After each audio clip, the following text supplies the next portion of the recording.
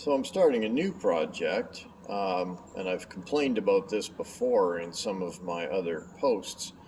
Um, I'm building everything to be late 1870s, early 1800s, and of course I've got the 440, a mogul, and my 10-wheeler, the appropriate passenger cars. I've got all that stuff. The problem is freight. Freight cars, no manufacturer builds a 24-foot freight car, which is largely what the narrow gauge started with. Although if you go back far enough, I mean, even the Denver and Rio Grande had what I think they were 16 or 18-foot four-wheel box cars and flat cars and things like that. So they were a little bit small, even smaller then, and then they grew to 22 feet, which is what I'm going to turn this into. And then they grew to 24 feet before they took the 24 footers and bounced them up into the 30 footers, which is what most of the manufacturers are currently making, right? I mean, you can buy an AccuCraft or a Bachmann boxcar that represents a 1900s 30-foot boxcar, but they're totally inappropriate for the American and the mogul. So what I'm doing is I'm taking a Bachmann G-scale caboose, and I'm going to turn this into a 22 footer. We're representing the, I guess you'd call it the second generation of boxcars that the Denver and Rio Grande bought. So being G-scale, these things are intended to be 30 footers, but because they're G-scale, if you measure them in F-scale, they come out to being 26 feet long. I forget what the height is exactly, and the width is around about 6.5 feet. Well, the 22-foot box cars from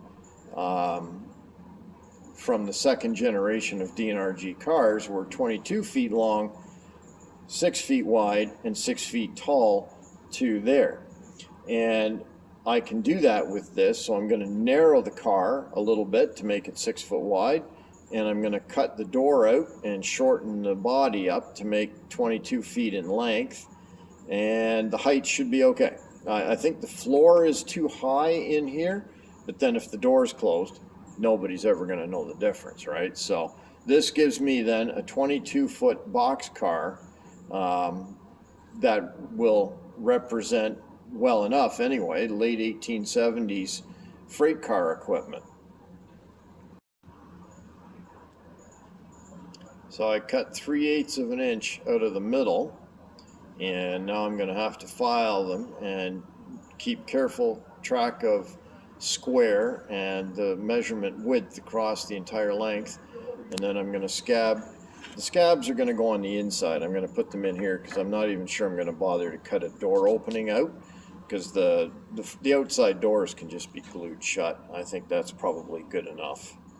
This is what used to be a Bachmann big hauler that if you can look down on the inside, you can see it's been cut this way and this way and glued all back together.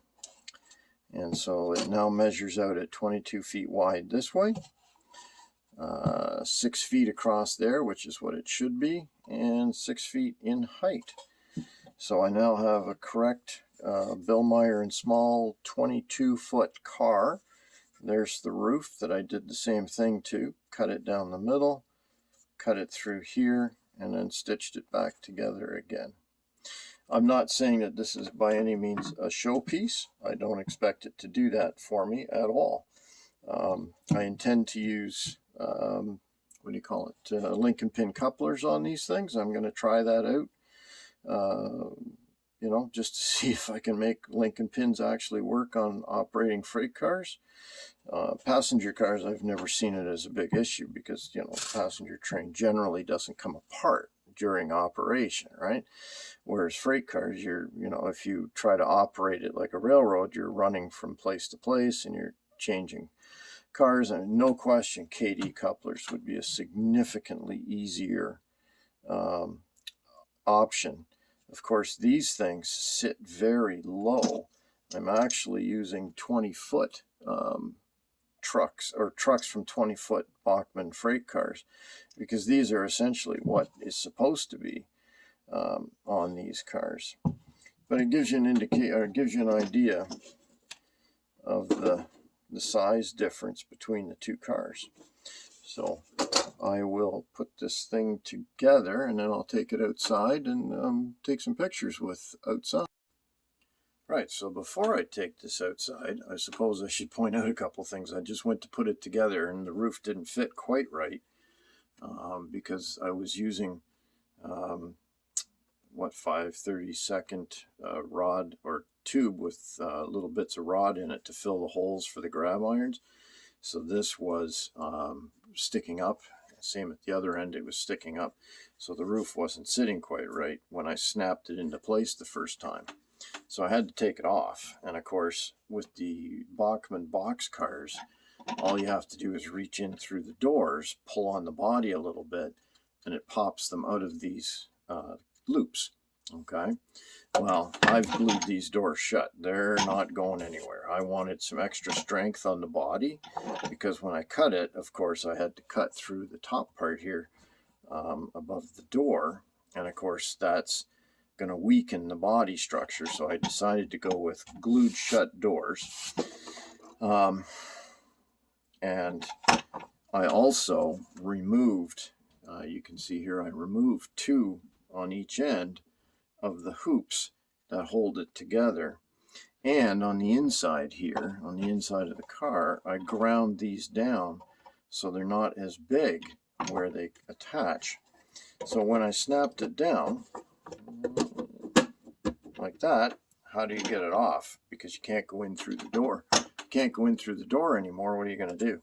So I made this little metal hook thing that I can, lift the roof a little bit, get inside, give it a pull, and that opens it up so I can get through there. So that's what I did to attach the roof. But what I didn't show on the previous video, which I'll of course link these all together, underneath the box car I built a wooden frame for it. I didn't reuse parts of the original Bachmann frame.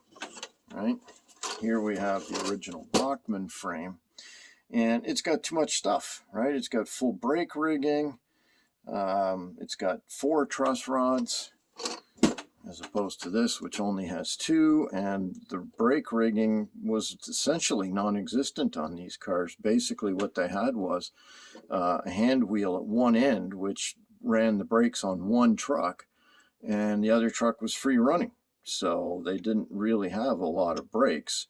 So that's the only underbody detail, and this is just 1/4 by 1/2 inch pine that I had to file it down a little bit because it's not quite 1/2 inch, and create the frame and then run it through the corners here, because the originals actually came out. They had this very odd end beam construction here where the beam wasn't attached to the car, and it allowed the beam to flex and bend so that you got a little bit of draft gear movement when you were running your train.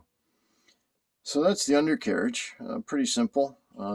These are the original truss rods from Bachmann. I just thought I'd reuse them. According to a drawing I have, it says that the truss rods are like a 1/4 inch diameter, and I'm sorry, I can't imagine 1/4 inch rod being used for truss rods, but that's what it says. But I just thought, I'm going to use it again. This is a kind of a rough and ready model.